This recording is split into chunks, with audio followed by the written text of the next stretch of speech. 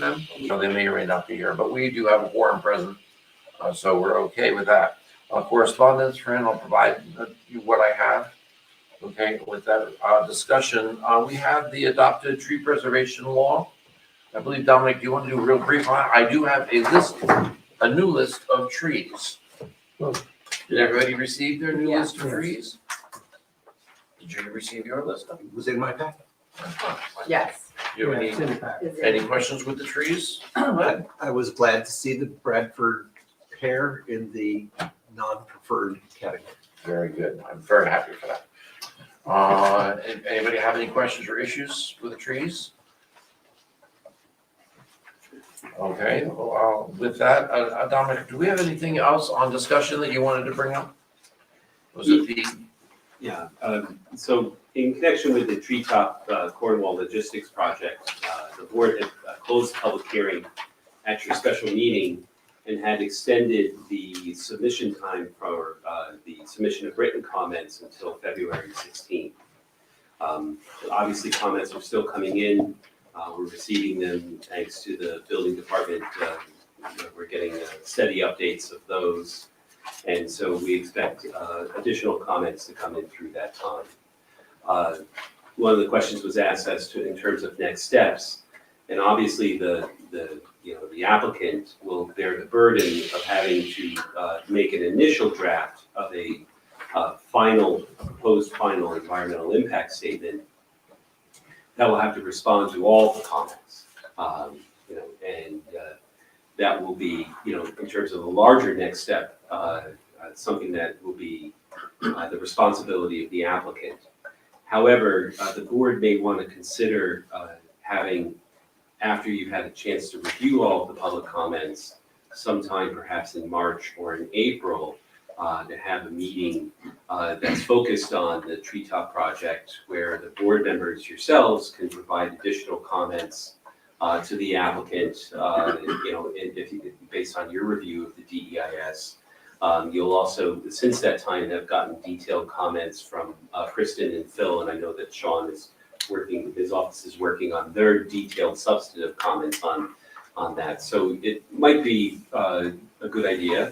It's up to the board, but it might be a good idea to have in the March-April timeframe a review of like where things stand and what the expectations will be for the applicant that they will need to do in order to mitigate, if they can, the significant environmental impacts and address the comments that have been made. At that point, the public comment period will have been closed. And so in terms of the universe of comments that the board and the applicant will understand, but it might be helpful and gives also the board members the opportunity to emphasize what you believe are important critical issues that have to be considered. On that, and I did say it after the public hearing, but I think the full board extends our compliments to the consulting group, all three of you guys, for the great job you did there. And I think the fact that you gave your presentations prior to the initiation of the public comment period, I've had a lot of comments from the public that it was very helpful. And I think that it cut short a lot of needless waste of time in terms of people questioning with questions they may have had on the project. You guys did a great job. So compliments to you. Can I ask a quick question, Mr. Chairman? So Dominic, you used the word mitigation there. The applicant in the DEIS did suggest mitigation. Is it typical to now let them make a second stab at suggesting mitigation as part of the FEIS, or should we provide more direct guidance on the mitigation, which we believe will be required based on our examination of the data and public comment? Yes, so the way that it works is that the applicant, will prepare the first draft of an FEIS, but the FEIS, unlike the DEIS, the FEIS really becomes the board's document. And so when there's difference between, reviewing a DEIS, which you're reviewing, basically the word is for adequacy for public review. And that's the term that's in seeker is whether or not there's enough information there to allow the public to comment on that document. And then when you get to an FEIS, the FEIS is actually adopted by the board. So the responses to the comments are actually becomes the board's comments, the board's response. So if the applicant were to propose a mitigation which we find insufficient, we would then place language in the FEIS which we felt met the intent of seeker and was supported by the data we've received from our consultants, the public and the applicant. Yes, or you don't accept or adopt rather the FEIS. So maybe- Now, is there a time frame specifically for that?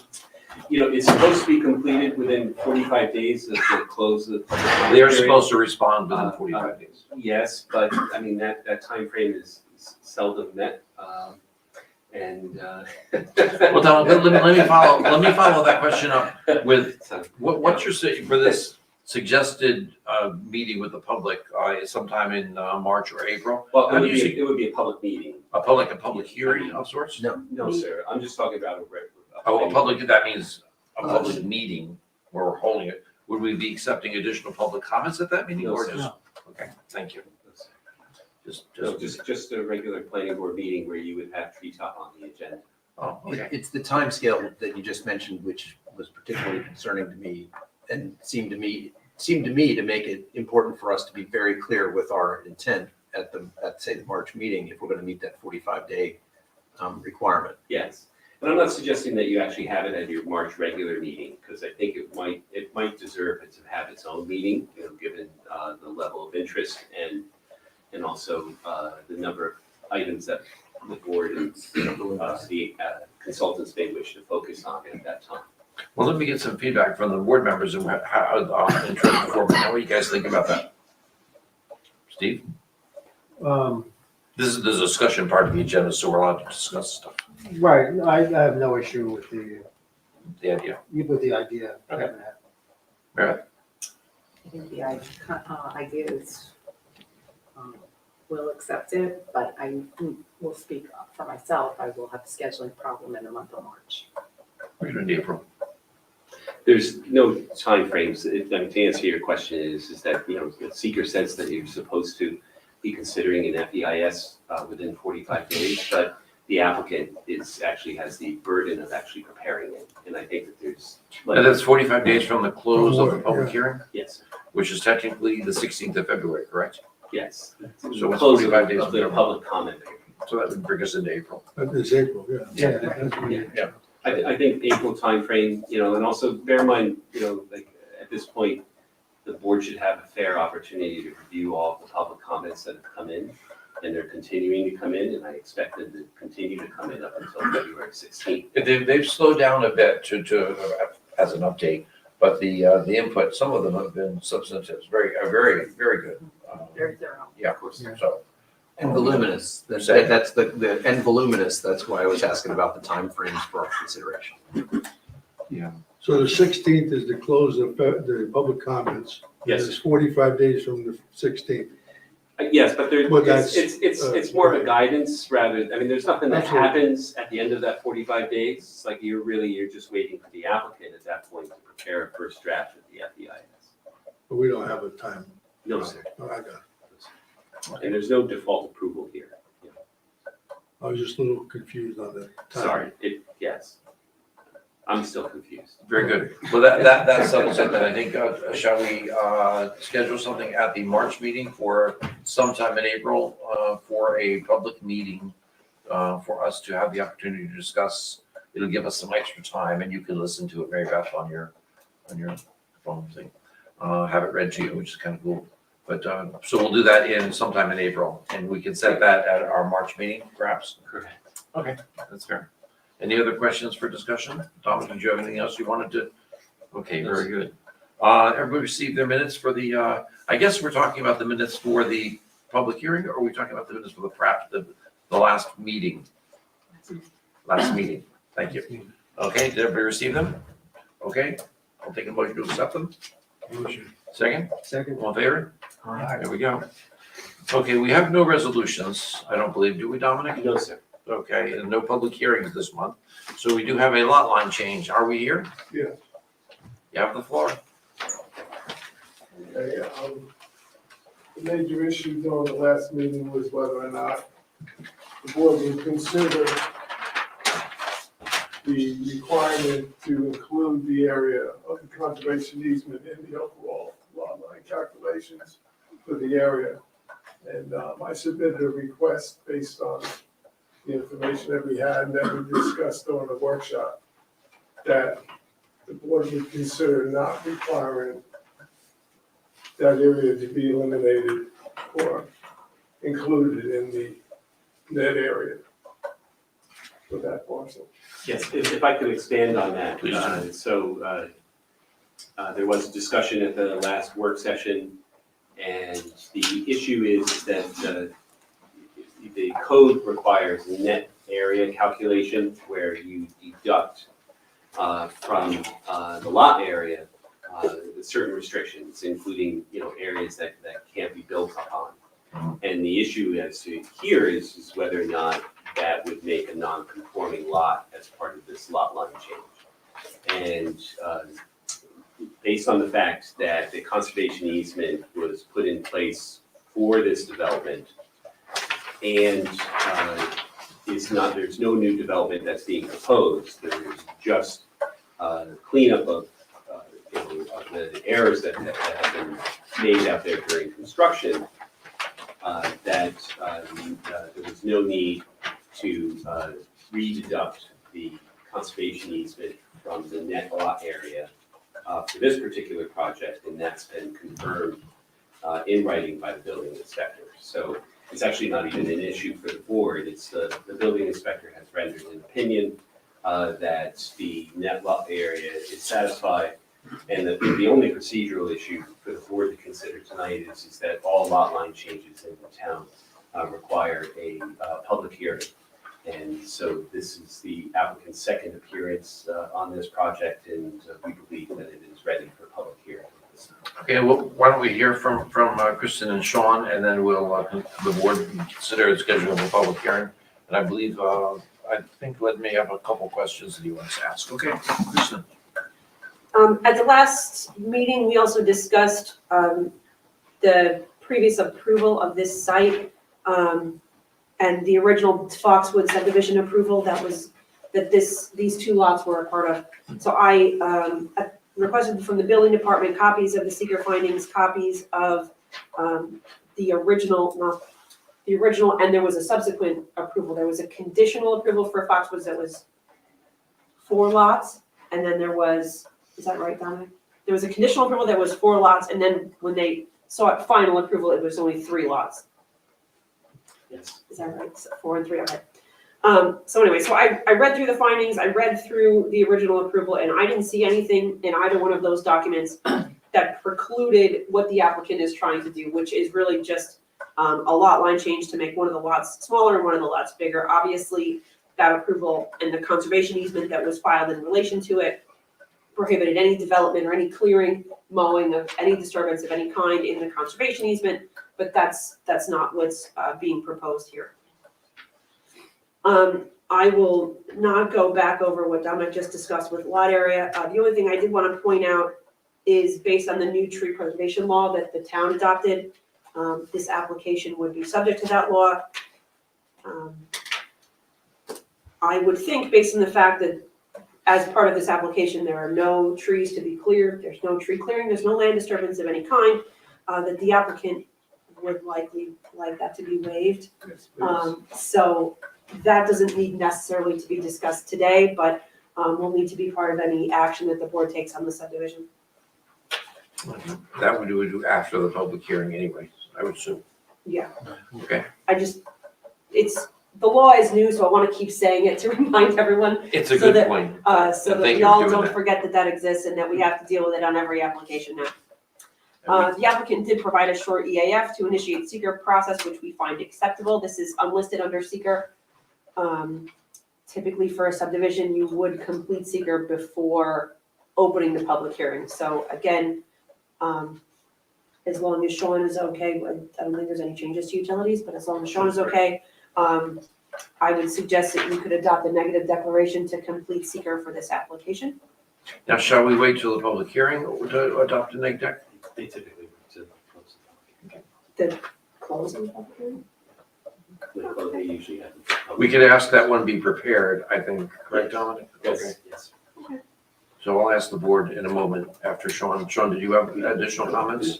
I have two small comments in my notes, one about the meets and bounds for the revised driveway easement bound, the meets and bounds are acceptable. The applicant will have to work with the attorney and with Dominic in order to prepare that revised easement agreement.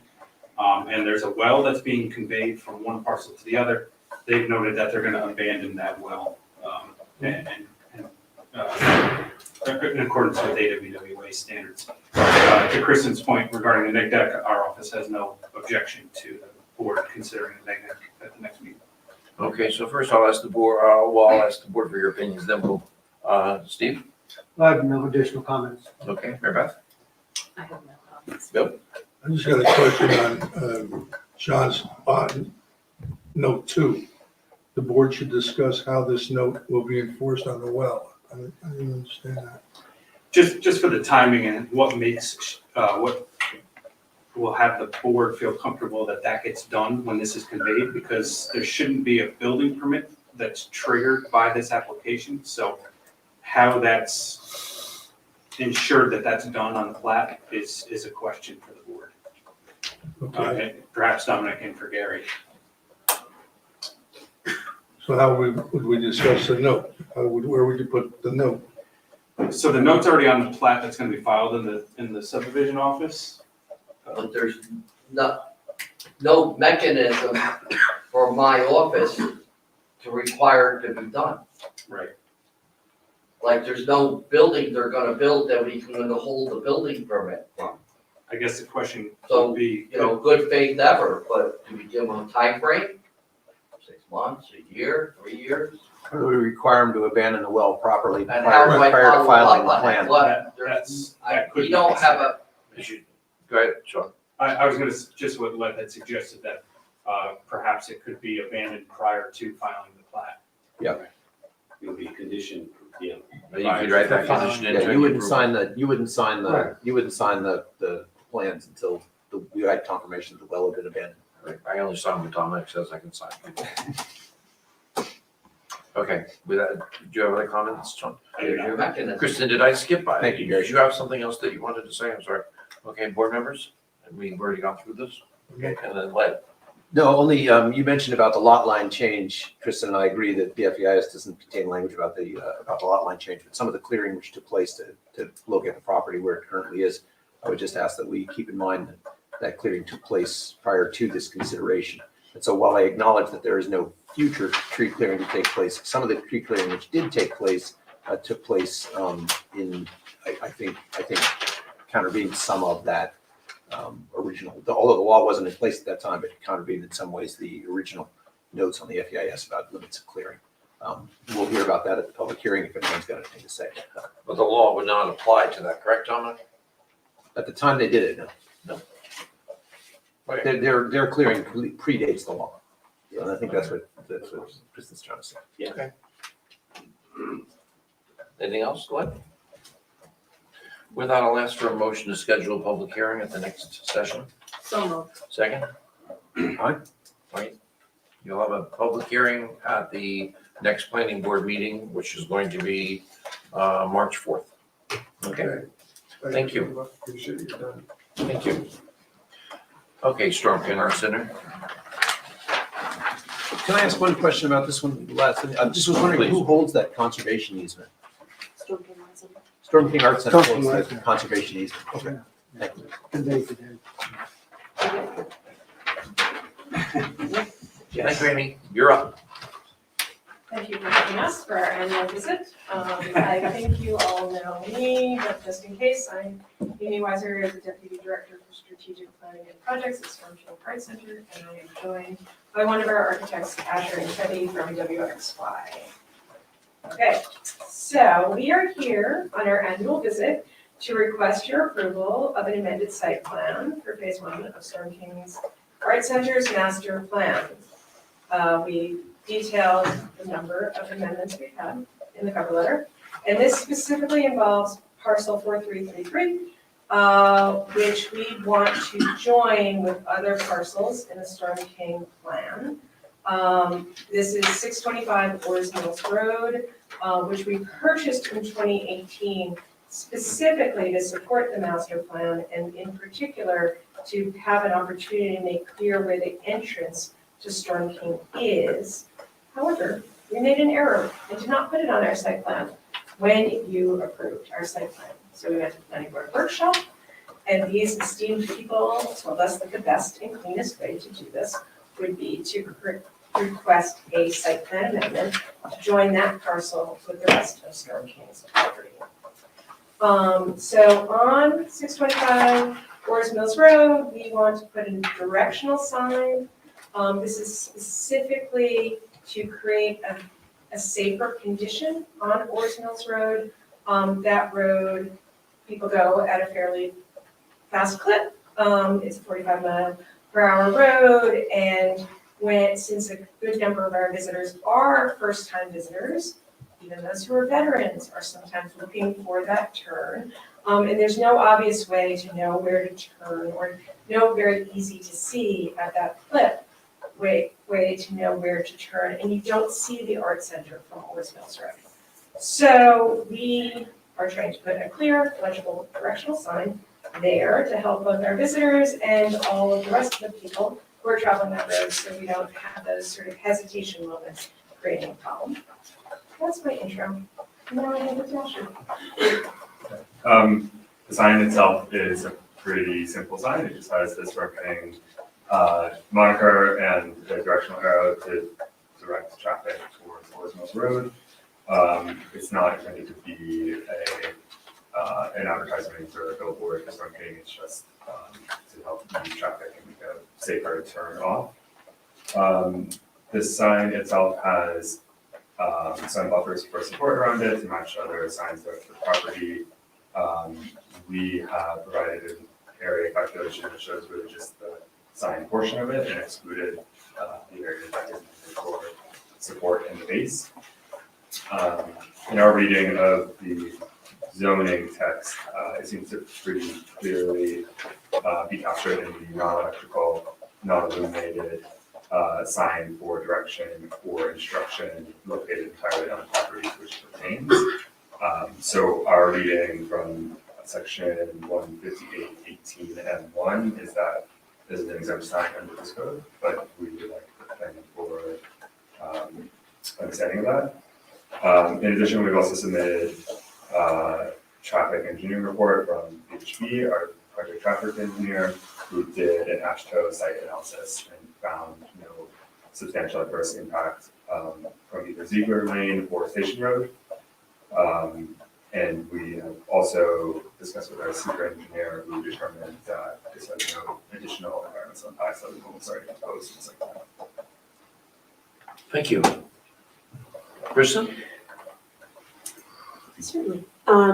So this project site is located in the Mountain Conservation Residence Zone.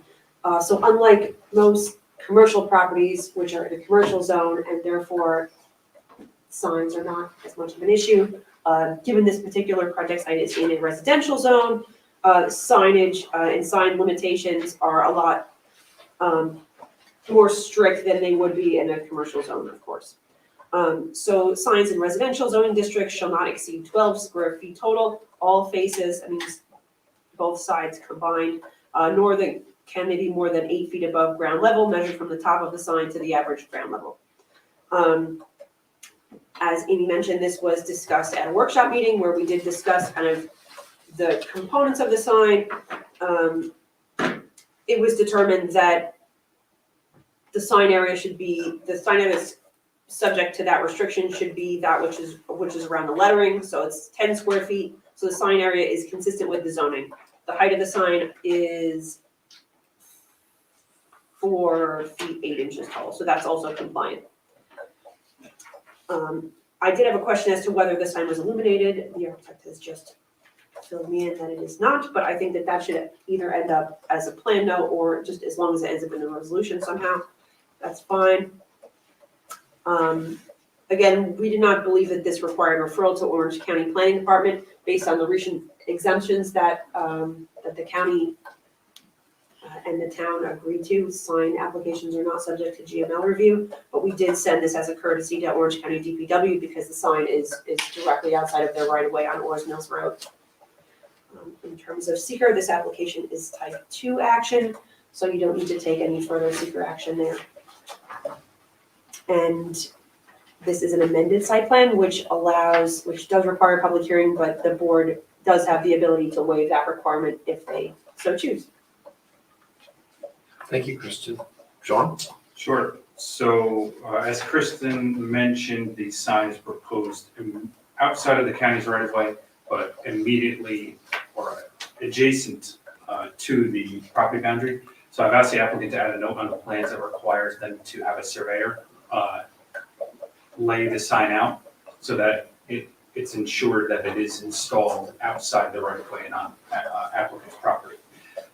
Additionally, they, as the architect had mentioned, they had a site distance analysis performed on Orrs Mills Road from both Station Road and Ziegler, which are the two roads, one's private, one's public, immediately adjacent to where the sign could impact site distance along Orrs Mills Road.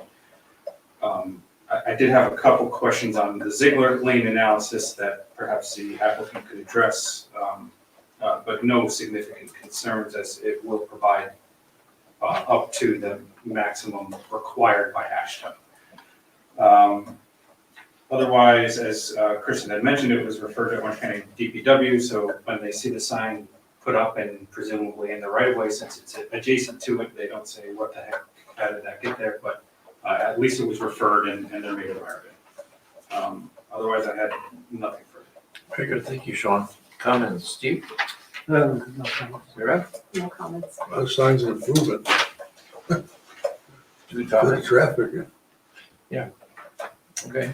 I agree with Bill. We see a lot of what I'll call negative traffic movements because of missing the existing sign, which I think is about that big. So I think that this will be a big improvement for those coming from outside our community. Agreed. Without objection, then I take a motion to consider waiving the public hearing. Can I ask one question before that? There's no development on the property where the sign is going, right? It's vacant? Correct. Okay, They own the property. Okay. You'll make that motion, then? sure. I so Second. moved. Okay, Second? second. All in favor? Aye. Move into public hearing. Tom, is there any other action that we need to take? Yes, I mean, the board could, this is actually fairly straightforward action, and the reason it's before the board and not just before the building department for a sign is because the code for the town requires that signs be on property that is part of the site plan. And so the existing site plan did not, as Amy had mentioned, did not include this property, even though it is owned jointly by the Storm King Arts Center, both parcels on either side of Orrs Mills Road. So really, the action that the board is doing is amending the site plan to include this property to allow for the construction of this sign. It's very straightforward. There's, apart from the only condition that I heard, which would be that the sign would not be illuminated, there's no other, unless the board has any other thoughts on this, you could authorize preparation of a resolution and even authorize the chairman to sign it. That would just grant this amended approval to include this property in the overall master plan for the Storm King Arts Center. Okay, just one question, Sean, for you. A 239 referral, what would that be? I believe Kristen had said it's exempt. Oh, it's exempt, okay. Yeah. Okay. So it's exempt. Okay, with that, I'll ask for a motion from the board, perhaps even to grant me the authority to sign this thing. So moved. So, Second, second. all in favor? Aye. There you go. Okay. Thank you, Amy. Thank you for having us. And please come visit. Okay, with that, I'd just like to have a brief discussion prior to adjournment in terms of, Dominic, the suggestion of scheduling an additional meeting. I expect that to be to discuss the treetop stuff. Does everyone want to get their calendars out? We can do some preliminary discussing of that. Mr. Chairman, given the abbreviated nature of tonight's meeting, if the schedule for April is similarly underloaded, I wouldn't see the need for an additional meeting unless everyone, I mean, I would project such a meeting to be less than 90 minutes. I'm gonna mess up the court calendar by flipping again. I mean, unless people think that we went till almost 10 o'clock at the public hearing for treetops. I think certainly well before that time frame, we could conclude, if April is when we want to discuss. I think in March, if the applicant had any questions regarding the preparation of their questions to us as to procedure and process, they could, pose those in March. That would be. But then in April, we could begin serious consideration of public commentary. Yeah, Does that seem right? I think at this point, what I was suggesting at the beginning of the meeting is that the board may want to have a regular meeting or a special meeting that has treetop on the agenda for the purpose of reviewing the public comments, for the purpose of reviewing the substantive comments that the board's consultants have provided you with and are in the process of providing. Which I think universally feel that's an excellent idea. And also, obviously, the purpose of it would be for the applicant to be there and for the applicant to hear, what, really resonated with the board. Obviously, the applicant also has the legal obligation of responding to all of the comments that come in, but the board members themselves may have additional items for the applicant to focus on or things that they want to emphasize to the applicant. And so, but right now, we're still in public comment period. Right. So I think like the scheduling of that will be actually a little bit premature at this point. Okay. Could it be possible to bring dates with us to the March meeting? Yeah. And then we could review at the March meeting what Yes. might work schedule-wise and see what aspect everyone is at that point. And we also have to think about, absolutely, but also location. We had, I think, upwards of 300 people attend that meeting. Not necessarily everyone would come out to a meeting where there's no public comment, but there is obviously a high level of interest. And so having it here would not be an option, I don't believe. We have to be mindful of the public meetings law, which says that you can't go forward if there are people that want to attend the meeting and they can't literally get into it. Do you think it would be substantive enough to have a request in to have this at the high school? That's what we want to consider. So I think we can. We'll discuss that at the March meeting then. I think that's reasonable. Correct. And then everyone could bring their dates at that time to see where we're at and what might be more Yes. at And- ease. Yes, and as far as, the one thing is that you don't necessarily know like what is going to be on any given month's agenda because you usually don't find that out until, or get a sense of it until the work session. So at the March work session, other projects, including projects that haven't been before the board in some time, might be back, and so, Sure. Star Warehouse is still hanging out there. There's a project by the high school that is still hanging out there. So there are other things that, Well, now that I have you bringing that subject up, Dominic, is there any movement on the sewer situation with the agreement pending with the town of New Windsor with access, water and sewer access for that proposed project? They've made a request to my office to update their sewer request to the town of New Windsor based on the revised bank account. That's the latest that I know. Ingrid hasn't counted the trees out there yet, has she? yes, but we probably shouldn't talk Right. substantively about projects that are not That's on the agenda. Okay. Okay, well, with that, we will discuss it in March. Is that fair? Yes. Are there any other issues that you would like to bring to the fore? No, sir. Board? Seeing and Hearing hearing. none, I'll make a motion to adjourn. Okay, for a second. Second. All in favor? Aye. Adjourn. Thank you.